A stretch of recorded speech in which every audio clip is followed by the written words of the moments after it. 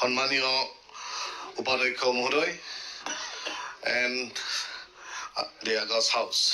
Sir, it is a great honor to speak on a historic occasion like this when, for the first time, Assam State Assembly is holding its session in a sixth scheduled area.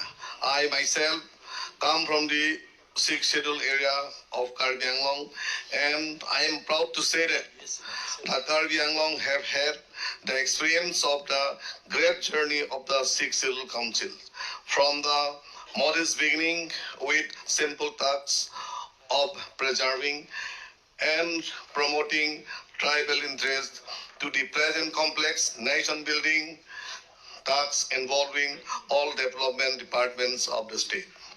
Sir, we all know that at the dawn of the independence,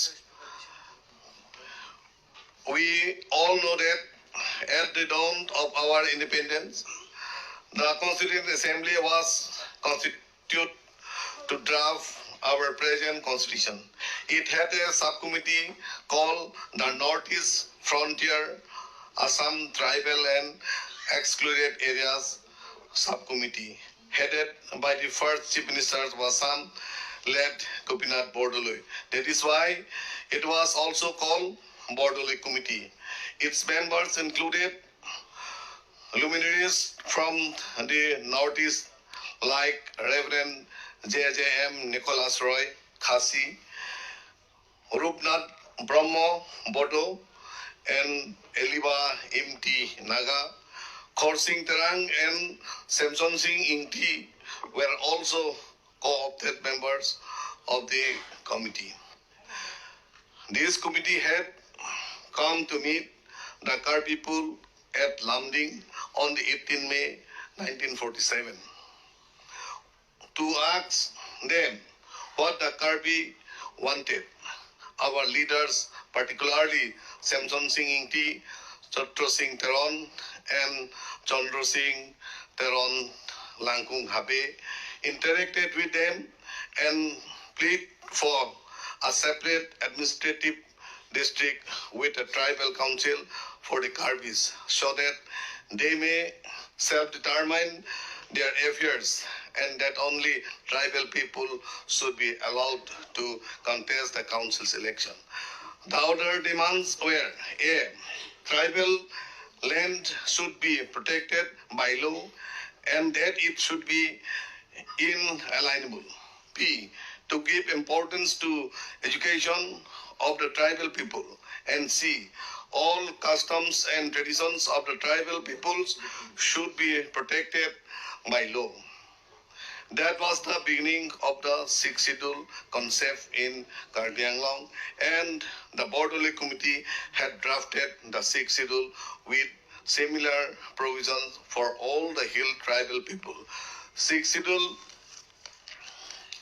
was designed to be our safety net while being a part of the great nation of India.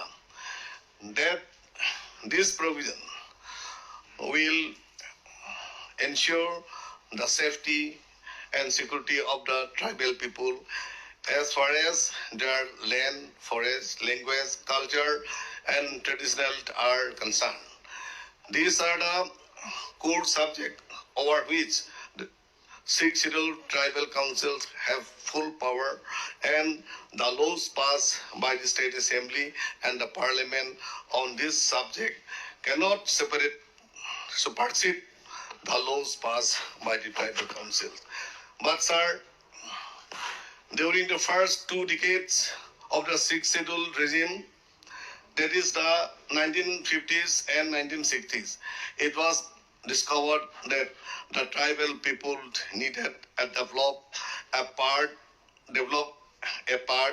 and in equal pace with the rest of the people of the state and the country.